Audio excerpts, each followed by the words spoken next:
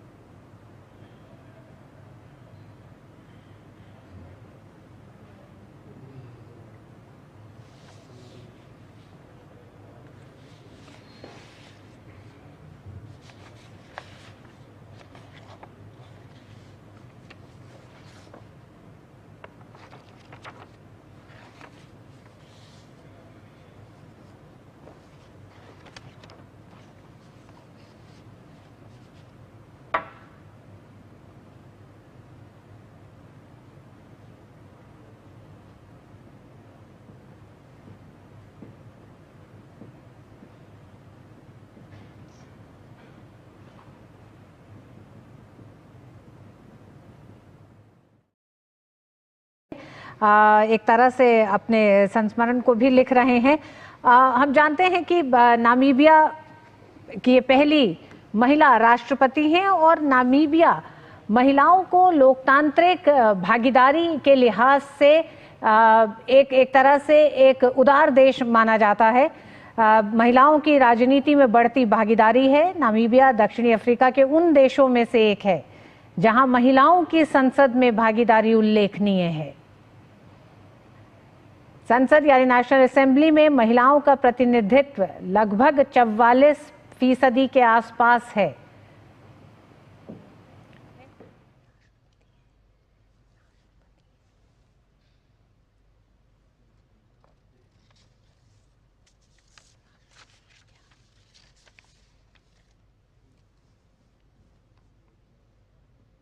प्रधानमंत्री नरेंद्र मोदी की इस यात्रा का उद्देश्य द्विपक्षीय संबंधों का विस्तार और सहयोग के नए महत्वपूर्ण क्षेत्रों में निवेश को बढ़ाना है।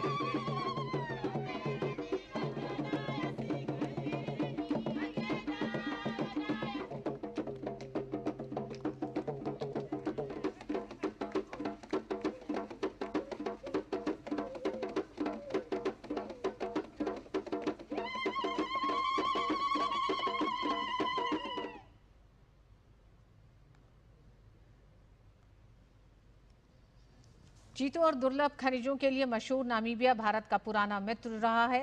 प्रधानमंत्री मोदी की ये महज राजनीतिक यात्रा नहीं, बल्कि भारत के भविष्य की नींव है। ऊर्जा, खनिज, टेक्नोलॉजी, रक्षा और पीपल टू पीपल कनेक्ट को और मजबूत करने की दिशा में प्रधानमंत्री की ये यात्रा बेहद अहम है।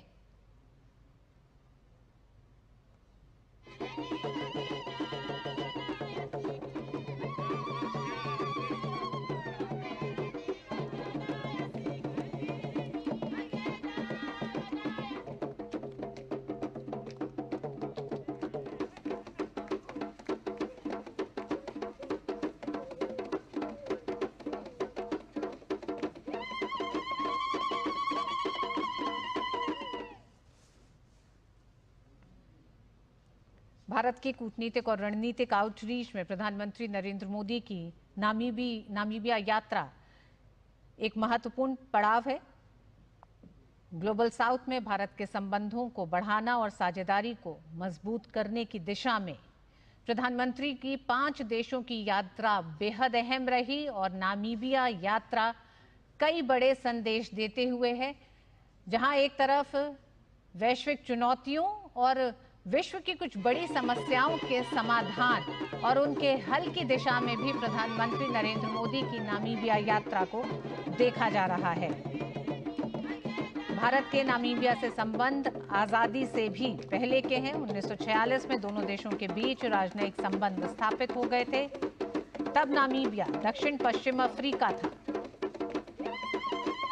और अपने उन संघर्ष के दिनों में भी भारत ने संयुक्त राष्ट्र में नामीबिया की आज़ादी का मुद्दा उठाया था। 1990 में नामीबिया के आज़ाद होने के बाद भारत ने वहां अपना उच्चायोग की स्थापना की और नामीबिया ने 1994 में भारत में अपना उच्चायोग स्थापित किया।